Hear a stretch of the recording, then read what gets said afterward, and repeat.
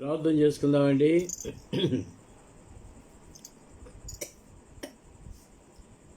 ప్రేమ కలిగిన మా తండ్రి, పరిశుద్ధుడైన మా దేవ, మహిమ గల మీ నామను బట్టి మీ పాదాలకు వందనాలు, స్తుతులు, స్తోత్రాలు చెల్లిస్తున్నాం. పగలంతా మమ్మల్ని కనికరించి కాపాడి భద్రపరిచేందుకు మీకు స్తోత్రాలు నాయన. ఈ రాత్రికాల సమయంలో మమ్మల్ని అందరినీ ఆన్లైన్లో కనెక్ట్ చేసేందుకు మీకు స్తోత్రాలు చెల్లిస్తున్నాం. మా దేవా, మా తండ్రి, మాకెంతైనా నమ్మదగిన దేవుడుగా మమ్మల్ని మీరు కనికరించి మీరే మాకు సహాయం చేయండి. మా ప్రభా, ఈ సమయాన్ని దేవుని కనికరి చేయండి నాయన. మా ప్రభా, ఇంకా ఎవరైనా కనెక్ట్ కావాల్సి ఉంటే వారిని మీరే కనెక్ట్ చేయమని వేడుకుంటున్నాను. ఇంటర్నెట్ వల్ల ఏ డిస్టర్బెన్స్ లేకుండా కాపాడమని వేడుకుంటున్నాం. మా ప్రభా, నన్ను కూడా మీరు కనికరించి మీ సెలవు చాటును మరుగుపరచండి. కోవిడ్ కేసులు కొంతవరకు తగ్గుతూ వస్తున్నందుకు మీకు వందనాలు. మా ప్రభా, దయ చూపించండి. సంపూర్ణంగా ఈ కోవిడ్ కేసులు పూర్తిగా తీసివేయమని వేడుకుంటున్నాం నాయన. మా ప్రభా, కర్ఫ్యూ కూడా సడలించినందుకు మీకు వందనాలు. మా ప్రభా, మా తండ్రి, మాకెంతైనా నమ్మదగిన దేవుడుగా మమ్మల్ని కనికరించి కాపాడుతూ భద్రపరిచి నడిపిస్తున్నందుకు మీకు వందనాలు చెల్లిస్తున్నాం. మా తండ్రి, మా ప్రభా, మీరే మా మధ్యలో ఉండి మమ్మల్ని అందరినీ మీ ఆత్మ ద్వారా ఐక్యపరచమని వేడుకుంటున్నాను. మా తండ్రి, ఆత్మ కలిగించు సమాధాన బంధమైన ఐక్యత మేము కలిగి ఉండటకు మాకు సహాయం చేయమని వేడుకుంటున్నాం. మా అందరి మనసులు ఐక్యపరిచి ఈ పరిచర్య కొనసాగించుట్లో మీ సహాయం మేము మెండుగా కోరుకుంటున్నాం నాయన. దయ చూపించండి, కనికరించి సహాయం చేయండి. మా తండ్రి, మీ స్వాధీనపరుచుకుంటున్నాము. ఈ సమయాన్ని దీవెనకరంగా చేయమని మమ్మల్ని మీ స్వాధీనపరుచుకుంటూ, మా తండ్రి, ఇంకా ఎవరైనా ఏదైనా అక్కరలతో ఉంటే మా ప్రభా, వారి గురించి కూడా ప్రార్థించుటకు మాకు సహాయం చేయమని వేడుకుంటూ మమ్మల్ని మీ స్వాధీనపరుచుకుంటూ యేసు ప్రభు నామంలో స్తుతించి ప్రార్థించి వేడుకుంటున్నాము తండ్రి. ఆమేన్. ఓ పాట పాడుకుందామండి. Special song పాడుకుందాము. సహించిన వారమైతే ఆయనతో ఏలేదం.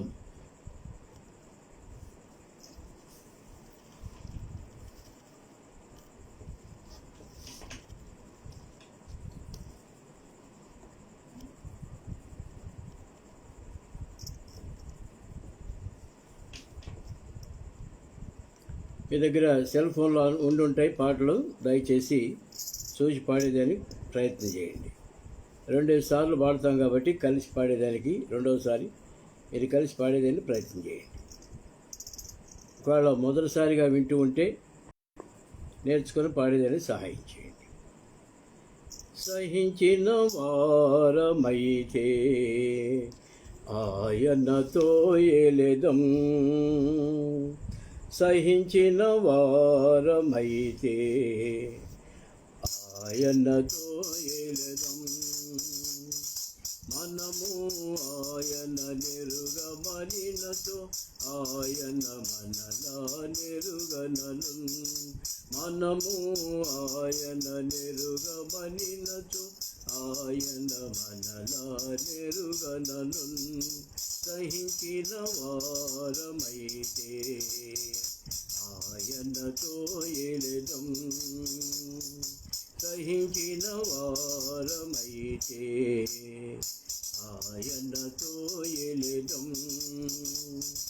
శ్రమలు, బాధలు, హింసైనా ఎడబాపునే ప్రభు ప్రేమ నుండి. శ్రమలు, బాధలు, హింసైనా ఎడబాపునే ప్రభు ప్రేమ నుండి. కరువు, వస్త్రహీనతలు ఎడబాపునే ప్రభు ప్రేమ నుండి. కరువు, వస్త్రహీనతలు ఎడబాపునే ప్రభు ప్రేమ నుండి. సహించిన వారమైతే ఆయనతో ఏలేదం. సహించిన వారమైతే ఆయనతో ఏలేదం. ఆత్మీయ యోధ పోరాటములో ఆత్మను ఆర్పే కుతంత్రములో ఆత్మీయ యుద్ధ పోరాటములో ఆత్మను ఆర్పే కుతంత్రములో ఆత్మీయ యుద్ధోపకరణములు నిత్యము మనల బలపరచున్ ఆత్మీయ యుద్ధోపకరణములు నిత్యము మనల బలపరచున్ సహించిన వారమైతే ఆయనతో ఎలెదం సహించిన వారమైతే ఆయనతో ఎలెదం సేవలు ముందుకు సాగి వెళ్ళగా కన్బల్లటు టోబియలు రాగా సేవలు ముందుకు సాగి వెళ్ళగా కన్బల్లటు టోబియలు రాగా సైన్యములధిపతి యెహోవా సమాధానకర్త తోడుండా సైన్యములధిపతి యెహోవా సమాధానకర్త తోడుండా సహించిన వారమైతే ఆయనతో ఎలెదం సహించిన వారమైతే ఆయనతో ఎలెదం శత్రుని కోటలు కూల్చివేతుము మిత్రుడు యేసుని మాట విందుము శత్రుని కోటలు కూల్చివేతుము మిత్రుడు యేసుని మాట విందుము శోధనలన్నీ గెలిచెదము సమాధానముతో సాగెదము శోధనలన్నీ గెలిచెదము సమాధానముతో సాగెదము సహించిన వారమైతే ఆయనతో ఎలెదం సహించిన వారమైతే ఆయనతో ఎలెదం సులభముగా చేకుల చేర్చు సాతాను తంత్రము సిగ్గుపరచెదం సులభముగా చేకుల చేర్చు సాతాను తంత్రము సిగ్గుపరచెదం బలముగా సువార్త ప్రకటించెదము మన ప్రభు దాహము తీర్చెదము బలముగా సువార్త ప్రకటించెదము మన ప్రభు దాహము తీర్చెదము సహించిన వారమైతే ఆయనతో ఎలెదం సహించిన వారమైతే ఆయనతో ఎలెదం ప్రస్తుత కాలపు శ్రమలన్నీయును గొప్పవైన పలు నిందలలో ప్రస్తుత కాలపు శ్రమలన్నీయును గొప్పవైన పలు నిందలలో రాబో క్రీస్తు మహిమలో ఎన్న తగినవు కానిరవు రాబో క్రీస్తు మహిమలో ఎన్న తగినవి కానిరవు సహించిన వారమైతే ఆయనతో ఎలెదం సహించిన వారమైతే ఆయనతో ఎలెదం మనము ఆయన నెరుగమనినచో ఆయన మనలా నెరుగనను మనము ఆయన నెరుగమనినచో ఆయన మనలా నెరుగనను సహించిన వారమైతే ఆయనతో ఎలెదం సహించిన వారమైతే ఆయనతో ఎలెదం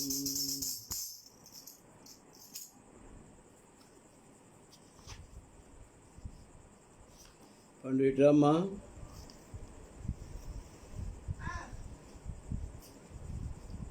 వాక్యం తీసుకు యెహోషువ గ్రంథము 9వ అధ్యాయం. యెహోషువ గ్రంథము 9వ అధ్యాయము మొదటి 6 వచనాలు చదువుకుందామండి. యెహోషువ గ్రంథము 9వ అధ్యాయము మొదటి 6 వచనాలు చదువుకుందాం. యోర్దాను అవతలనున్న మన్యములోను లోయలోను లెబానోను ఎదుటి మహాసముద్ర అంతటను ఉన్న హిత్తీలు, అమోరీయులు, కనానీయులు, పెరిజీయులు, హివ్వీయులు, యెబూసీయులు అను వారి రాజులందరూ జరిగిన దానిని వినినప్పుడు వారు యెహోషువతోనూ ఇశ్రాయేలుతోనూ యుద్ధము చేయుటకు కూడి వచ్చిరి. యెహోషువ యెరికోను హాయికిని చేసిన దానిని గిబియోను నివాసులు వినినప్పుడు వారు కపటోపాయం చేసి రాయబారులమని వేషం వేసుకొని బయలుదేరి తమ గాడిదలకు పాత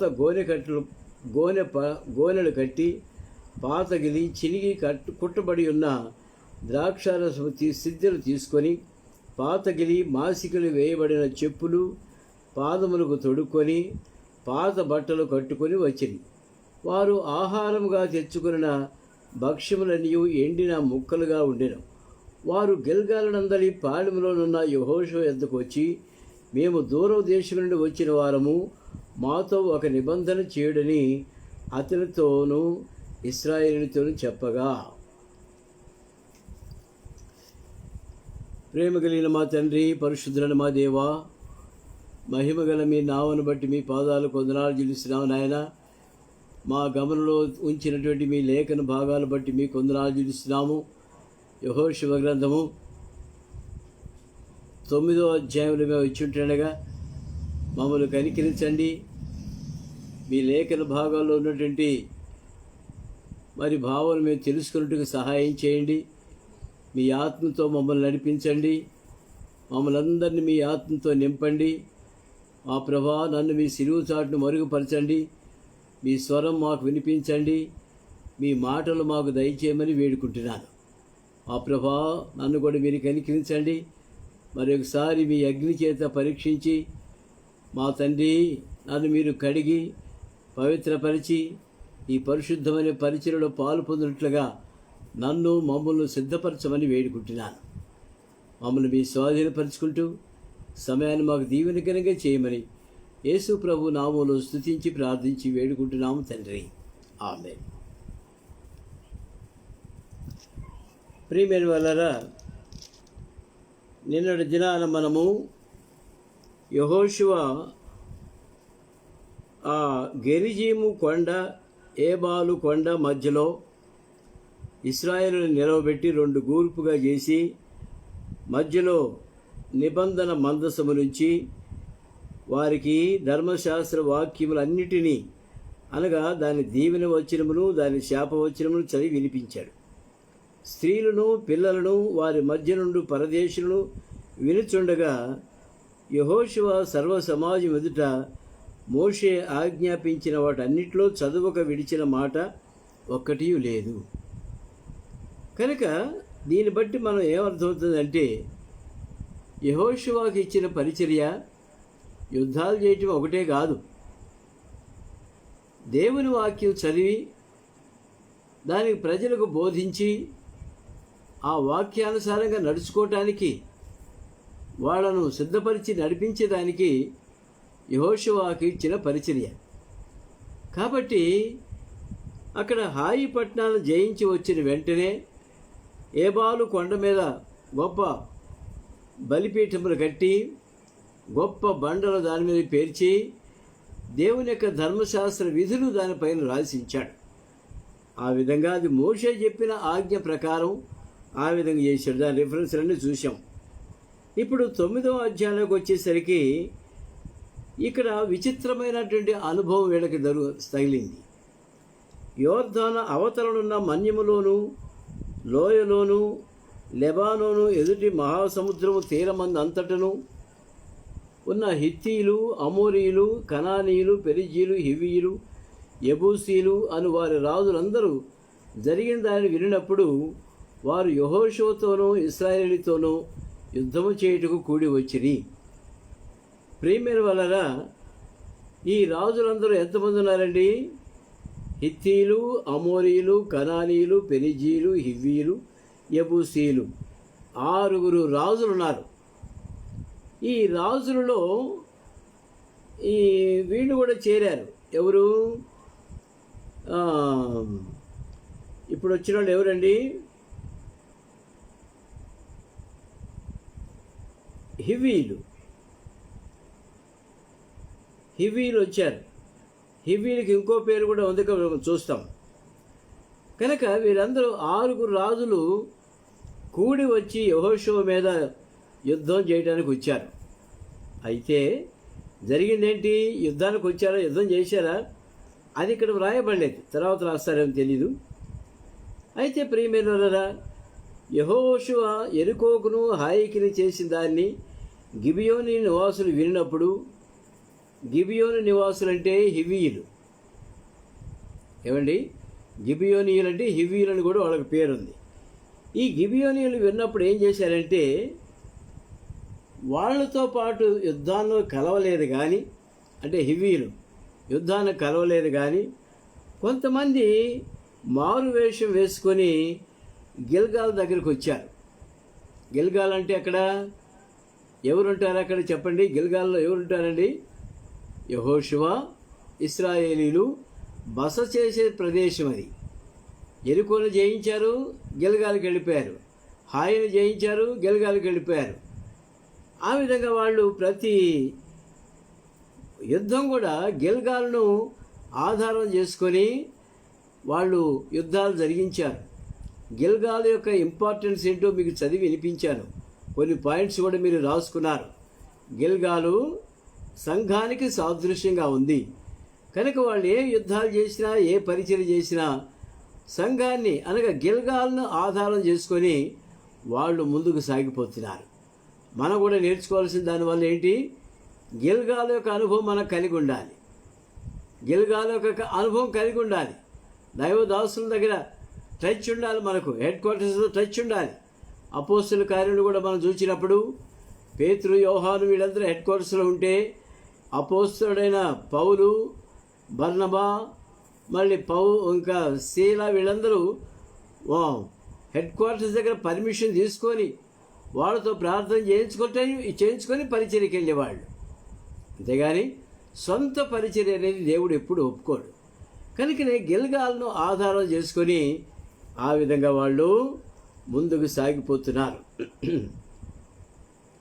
వాళ్ళు ఏమంటున్నారు చూడండి. గిబియోనీయులు వచ్చి ఏమంటున్నారు చూడండి.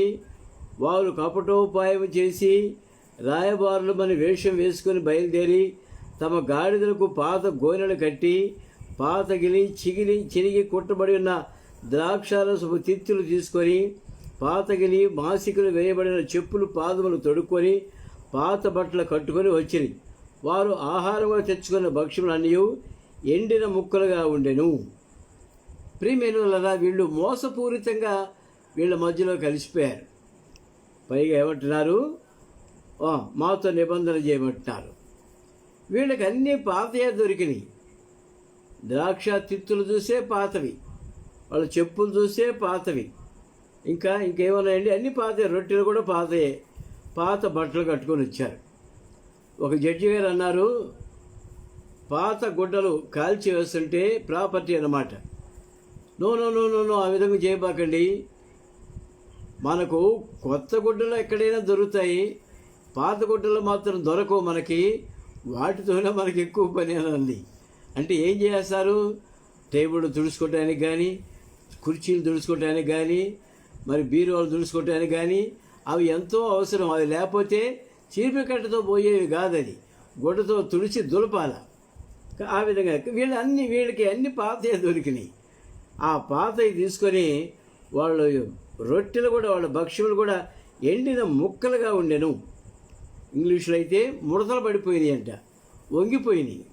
ఆ విధంగా ఉన్నాయి. అటువంటివి తీసుకొచ్చారు.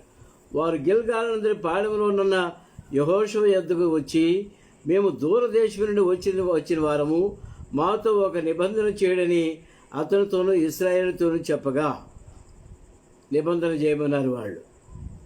ప్రియమైన వాళ్ళరా, మరి జరిగిన సంఘటన చాలా విచిత్రంగా ఉంటుంది.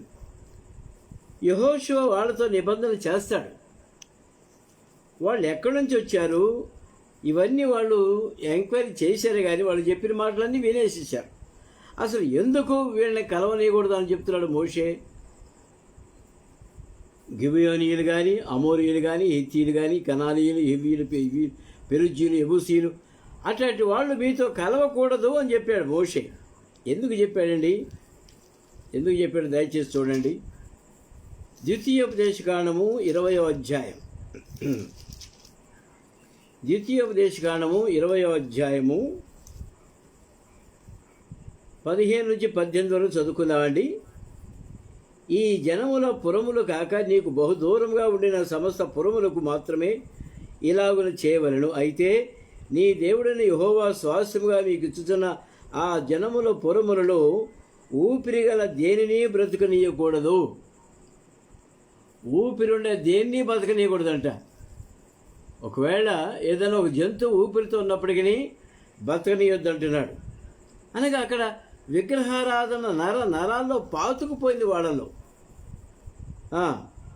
బతకనీయకూడదు. వీరు అనగా హిత్తీలు, అమోరీయులు, కనానీయులు, పెరిజ్జీలు, హివ్వీలు, ఎబూసీలు అని వారు తమ తమ దేవతల విషయమై చేసిన సమస్త హేయ కృత్యముల రీతిగా మీరు చేసి మీ దేవుడిని యెహోవాకు విరోధంగా పాపము చేయుటకు వారు మీకు నేర్పకుండానట్లు నీ దేవుడిని యెహోవా నీకు ఆజ్ఞాపించిన ప్రకారము వారిని నిర్మూలము చేయవలెను. ప్రియమైనవారా, క్లియర్ కట్ ఇన్స్ట్రక్షన్స్ ఉన్నాయి. మోషే ఇచ్చిన ఇన్స్ట్రక్షన్స్ యెహోషువకి ఇచ్చాడు. మరి అయితే దాన్ని ఎట్లా మర్చిపోయాడో ఏమో. ఏమంటున్నాడు చూడండి, 7వ వచనం చూద్దాము. ఇశ్రాయేలు మీరు మా మధ్య నివసించుతున్న వారేమో మేము మీతో ఎలాగ నిబంధన చేయగలమని ఆ హివ్వీయులతో అనగా, హివ్వీయులు అంటే ఎవరండి? గిబియోనీయులు. హివ్వీయులతో అనేది వారు మేము మీ దాసులమని యెహోషువతో చెప్పినప్పుడు యెహోషువ మీరు ఎవరు, ఎక్కడి వచ్చితిరి అని వారిని అడగా వారు నీ దేవుడిని యెహోవా నామమును బట్టి నీ దాసులమని మేము బహుదూరము నుండి వచ్చితిమి. ఏలైనగా ఆయన కీర్తిని ఆయన ఐగుప్తులో చేసిన సమస్తమును యోర్దానుకు అద్దరనున్న హెష్బోను రాజైన సీహోను అష్టరోతులున్న భాషను రాజైన ఓగు అను అమోరీయుల 2 రాజులకు ఆయన చేసిందంతే వింటిమి. వీళ్ళు ఎక్కడో దూరపోడు కాదు, బహు దగ్గరోళ్ళు కనుకనే వాళ్ళు వినగలిగారు ఈ సమాచారం అంతా. వాళ్ళు బహు దూరపోళ్ళు అయితే వాళ్ళకి ఎట్ట తెలిసి ఈ సమాచారం? అప్పుడైనా యెహోషువకు డౌట్ రాలా, మరి అంత దూరం అంటున్నారు. ఒక జత మేము వేసుకుంటే 40 సంవత్సరాలు వచ్చింది, వీళ్ళేంటి పాతగిలిన బట్టలు వేసుకొని దూరస్తులు అంటున్నారు అని డౌట్ కూడా రాలా యెహోషువకు. ఏమండి, అప్పుడు ఏమంటున్నారు? మేము వీళ్ళ గురించి పొగుడుతున్నారేక. ఎట్లా? రాహాబు ఏ విధంగా మరి వారిని గూర్చిన భయము మా హృదయములు కరిగి నీరైపోయినని చెప్పేసి ఆమె ఏ విధంగా మాట్లాడింది, వీళ్ళు కూడా అదే విధంగా ఆ మాటలే మరి మాట్లాడుతున్నారు. ఒకవేళ రాహాబు చెప్పిన మాటలు వీళ్ళకి వినపడి ఉంటాయో లేకపోతే వాళ్ళు తెలుసుకున్నారో, మమ్మల్ని కూడా రాహాబుని చేర్చుకుంటారు, మాకిక యుద్ధాలతో పని ఉండదు, వీళ్ళ దగ్గర ఉండిపోవచ్చు మేము అని అనుకున్నారో ఏమో. కానీ వీళ్ళ చరిత్ర ముందు చూసేది చాలా ఉంది. ఎంత మోసం చేశారంటే దేశములు విభజించవలసిన పరిస్థితి వచ్చింది వీళ్ళ వల్ల. ప్రస్తుతానికి ఇంతవరకు చూద్దామండి. ఆయన చేసినంత వింటిమి. అప్పుడు మా పెద్దలను మా దేశ నివాసులందరూ మాతో మీరు ప్రయాణం కొరకు ఆహారం చేత పట్టుకొని వారిని ఎదుర్కొనబోయి వారితో మేము నీ దాసుల వెనుక మాతో నిబంధన చేయడం చెప్పుడి అనేది. ప్రియమైన వల్లరా, ఈ పెద్దలు కూడా కాంటాక్ట్ చేశారు వీళ్ళు. ఇశ్రాయేలు పెద్దలు ఉంటారు కదండి, సంఘ పెద్దలు, వాళ్ళని కూడా కాంటాక్ట్ చేశారు. యెహోషువతోనే కాకుండా వాళ్ళని కూడా కాంటాక్ట్ చేసి మీ దాసులము, మరి మీతో ఉంటాం మేము. అప్పుడు మా పెద్దలను మా దేశ నివాసులందరూ మాతో మీరు ప్రయాణం కొరకు ఆహారం చేతపట్టుకుని వారిని ఎదుర్కొనబోయి వారితో మీ దాసులు కనుక మాతో నిబంధన చేయడం చెప్పుడు అనేది. మా పెద్దలు కూడా చెప్పారండి మీ పెద్దలను కలుసుకోమని. అక్కడి నుంచి మేము వస్తున్నామండి అని అన్నారు. 12వ వచనం, మీ యొద్దకు రావాలని బయలుదేరిన జనమున మేము సిద్ధపరచుకొని మా ఇళ్ళ నుండి తెచ్చుకున్న మా వేడి భక్ష్యములు ఇవే. వేడి భక్ష్యాలు తెచ్చుకుంటే ఇట్లా అయిపోయినది చూడండి అంటాడు. అవి ఎండి ముక్కలాయను. ఈ ద్రాక్షరసము సిద్ధులను మేము నింపినప్పుడు అవి క్రొత్తవే, ఇప్పటికీ అవి చిరిగిపోయిను. బహుదూరమైన ప్రయాణం చేసినందున ఈ మా బట్టలు చెప్పులు పాతగలిపోయినని అతనితో చెప్పింది. ఇశ్రాయేలుడు యెహోవా చేత సెలవు పొందకయే వారి ఆహారంలో కొంత పుచ్చుకొనగా యెహోషువ ఆ వచ్చిన వారితో సమాధానపడి వారిని బ్రతుకునిచ్చుటకు వారితో నిబంధన చేశాను. యెహోషువ కమిటెడ్ ఏ గ్రేటెస్ట్ బ్లండర్. అంటే ఆయన మనం దూషించటం కాదు, ఆయన చూసి మనం నేర్చుకోవాల్సింది. ఇటువంటి మోసపూరితమైన ప్రజలు అక్కడెక్కడెక్కడ తిరుగుతూ ఉంటారు. ఇందాక పాట కూడా దానికి అనుగుణంగానే పాడుకున్నాం మనం. కనుక మోసపూరితమైన ప్రజలు మనం అద్దెకు వచ్చినప్పుడు దేవుని దగ్గర విచారణ చేయాలి. ఇక్కడ ఏం రాశాడు? పరిశుద్ధాత్మ దేవుడు ఒక మాట రాసిపెట్టాడు చూడండి. 14వ వచనం, ఇశ్రాయేలీయులు యెహోవా చేత సెలవు పొందకయే వారి ఆహారంలో కొంత పుచ్చుకొనగా యెహోషువ ఆ వచ్చిన వారితో సమాధానపడి వారిని బ్రతుకునిచ్చుటకు వారితో నిబంధన చేసిను. మరియు సమాజ ప్రధానులు వారితో ప్రమాణం చేసిరి. ఏమని ప్రమాణం చేశారు? దేవుని నామం పేరని ప్రమాణం చేశారు. అయితే వారితో నిబంధన చేసిన 3 దినాలు అయిన తర్వాత వారు తమకు పొరుగు వారు తమ నడుమ నివసించువారే అని తెలుసుకునేది. ప్రియమైన వల్లరా, ఇక్కడ మనం జ్ఞానించాల్సి ఏంటంటే, ఏ విషయంలోనైనా పరిశుద్ధులైన ప్రజలు ఈ లోకంతో సహవాసం చేసేదానికి కానీ, సమాధాన పడేదానికి కానీ, ప్రమాణం చేసేదానికి కానీ దేవుని యొద్ద విచారణ చేయాలి ముందు. ఎందుకంటే ఈ లోకస్తులు మనకు విరోధులని చెప్తున్నారు కదా. ఈ లోక స్నేహము దేవునితో వైరమని మీరు ఎరుగరా అని మాట ఉంది. ప్రియమైన వీళ్ళు ఎవరో ఎక్కడి నుంచి వచ్చారో సరిగా విచారణ చేయకుండానే వీళ్ళు వాళ్ళతో దేవుని నామం పేరటి నిబంధన ప్రమాణం చేశారు. ఇక వీళ్ళు ఎటు తప్పుకోవటానికి లేకుండా పోయింది. ఏం చేశారు?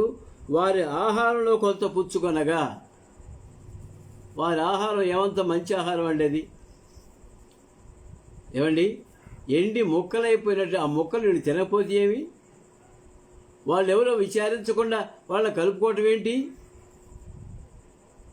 వీళ్ళ దగ్గర ఆ భక్ష్యాలు ఉండవా? ఎంత పొరపాటు చేశారంటే సరిదిద్దుకోలేనంత పొరపాటు చేశారు. జీవితంలో మానవుడు లేదా విశ్వాసి ఒక్కొక్కరు ఒక్కొక్క జీవితంలో కొన్ని పొరపాట్లు చేస్తారు. పొరపాటు చేయటము అందరికీ సామాన్యమే. అయితే సరిదిద్దుకోలేని పొరపాట్లు ఉంటాయి కొన్ని. That which we cannot rectify. సరిదిద్దుకోలేనటువంటి పొరపాట్లు మనం చేస్తాం. అటువంటప్పుడు మన బంధువులు మన అక్కడికి రారు, మన స్నేహితులు అక్కడికి రారు. ఆ నష్టం మనం భరించవలసిందే. ఇక్కడ దేవుడు కూడా వాళ్ళకి ఆదుకోలేదు. చూడండి, వీళ్ళు నేర్చుకోవాల్సిన గొప్ప సత్యం ఏంటంటే, ప్రతి విషయంలో దేవుని మీద ఆధారపడి విజ్ఞాపన చేసి దేవుని సెలవు పొంది ఆ విధంగా ప్రొసీడ్ కావాలి. ప్రభా, వీళ్ళతో మేము ప్రమాణం చేయబోదుమా వద్దా అని విజ్ఞాపన చేసి ఉండాల్సింది. ప్రియమైన మనం శరీరం అంతా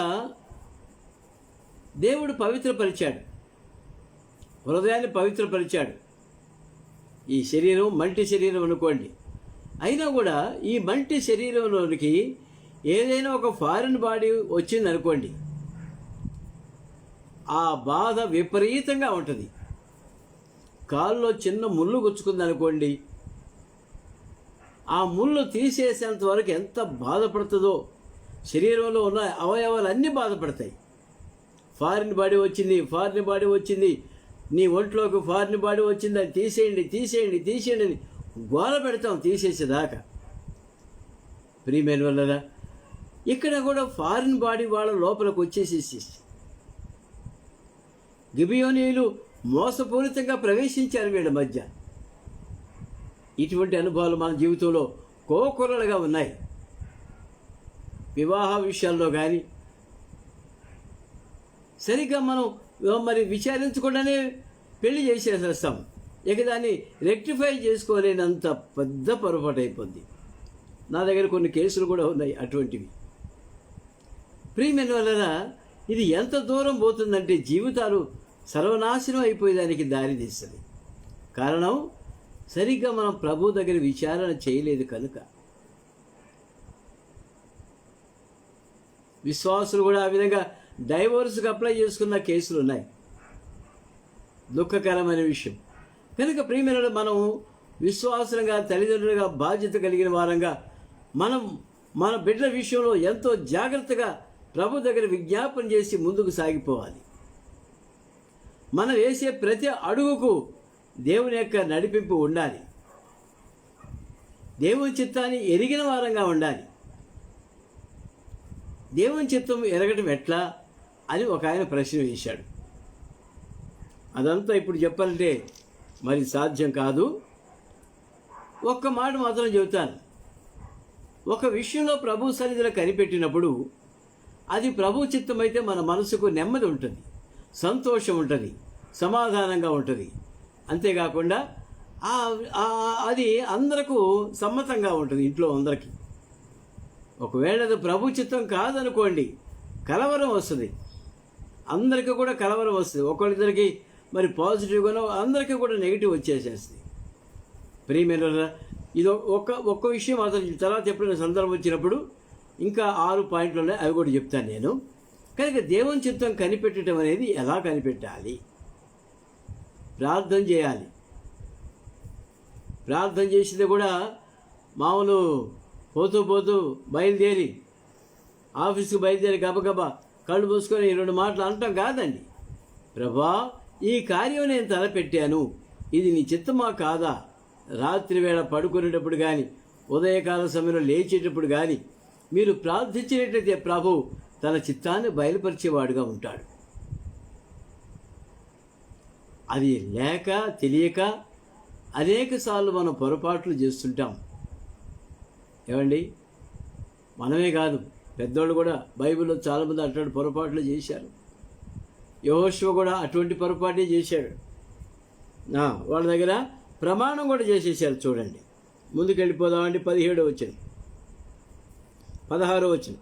అయితే వారితో నిబంధన చేసి 3 దినాలు అయిన తర్వాత వారు తమ పొరుగు వారు తమ నడుమును నివసించువారే అని తెలుసుకున్నారు.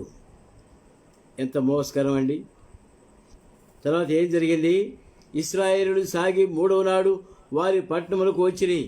వారి పట్టణములు గిబియోనుకు, కెఫీరా, బెయోరోతు, కిరియత్యారిము అనున్నవి. ఎవరి పట్టణాలు? గిబియోనీయుల పట్టణాలు అన్నమాట.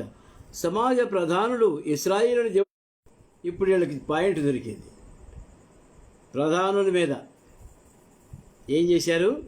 దేవుని సన్నిధిలో మొదలుపెట్టారు. ప్రభువా, చేసిన పొరపాటు వల్ల మేము ఇరుక్కుపోయాం ప్రభా. వాళ్ళని హెత్తీలు మా దగ్గర పెట్టుకోవాల్సి వచ్చింది ప్రభా. మా మధ్యలో వాళ్ళు ఉంటున్నారు, మేము మాట్లాడుకున్న మాటలన్నీ వాళ్ళు వింటున్నారు, వాళ్ళు చేశారని చేరవేస్తారు కదా ప్రభా. మేము ఏం చేయాలి వీళ్ళను, ఎక్కడ పెట్టాలి వీళ్ళను అని పెద్దలు చేసిన పొరపాటుని పెద్దల మీద నేరం మోపుతున్నారు వాళ్ళు. ఏం చేశారు? ఇంకా చేసేసాం కదా, ఇక బ్రతకనీయాల్సిందే వాళ్ళని మన మధ్యలో అన్నారు.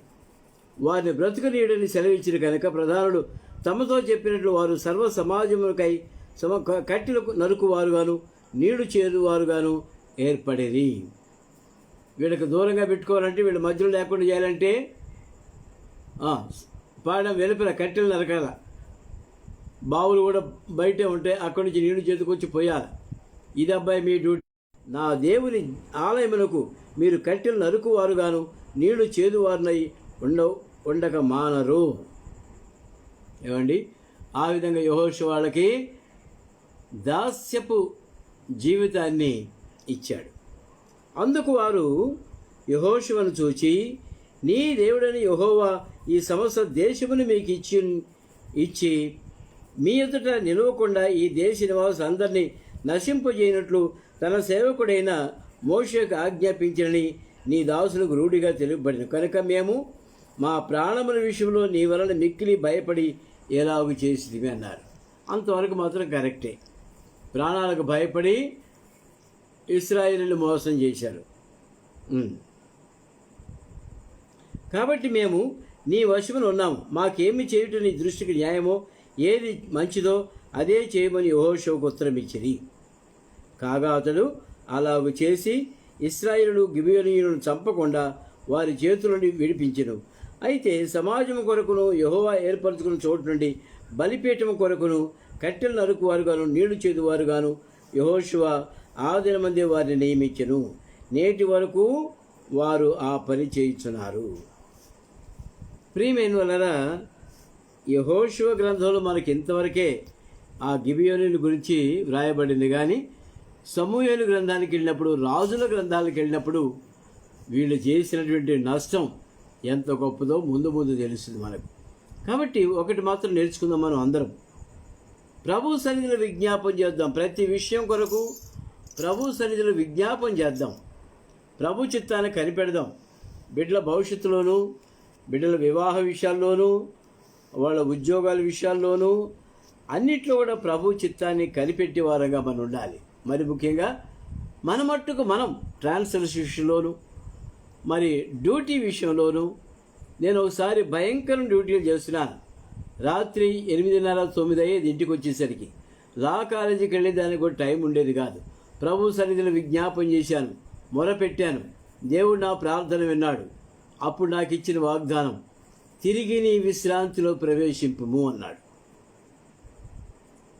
నా పరిస్థితి అంతా దేవుడు చూస్తున్నాడు కనుక తిరిగి నీ విశ్రాంతిలో ప్రవేశించము. పోయిన ఆదివారం మనం ఆరాధన వర్తమానాలు చూసాం ఆ వాగ్దానం. ప్రియమైన వాళ్ళరా, తరువాత విశ్రాంతి అనేసరికి వేరే కోర్టుకు నన్ను ట్రాన్స్ఫర్ చేశారు. 8 మంది అసిస్టెంట్స్ ఇచ్చాడు.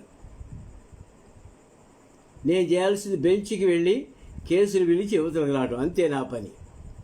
డైరీ రాసేవాళ్ళు వేరు, పోస్టింగ్స్ వేసేవాళ్ళు వేరు, డిస్పాచ్ లెటర్స్, కరెస్పాండెన్స్ అన్నిటికీ ఒక్కొక్కరు ఒక్కొక్క అసిస్టెంట్. ఆ విధంగా దేవుడు ఏర్పాటు. కనుక ప్రభు సన్నిధిలో కనిపెట్టేది నేర్చుకుందాం. That is more important. కనిపెట్టకపోతే నష్టపోతాం. ప్రభు తన వాక్య భావం దీవించునుగాక. ప్రార్థనలో ప్రవేశిస్తామండి. కరోనా వైరస్ పేషెంట్స్ గురించి ఎక్కువగా ప్రార్థించండి. మరి మనకు తెలిసిన వాడు తర్వాత శోభా కుమారి గురించి ఎక్కువగా ప్రార్థన చేయండి. ఆమె చాలా కాలంగా మనతో కలిసి మన ఫ్యామిలీ మినిస్ట్రీలో ఆమె ప్రార్థనలో పాలు పొందుతుంది. ఇదివరకు కోవిడ్ వచ్చినప్పుడు కూడా ప్రార్థించాం. ప్రభు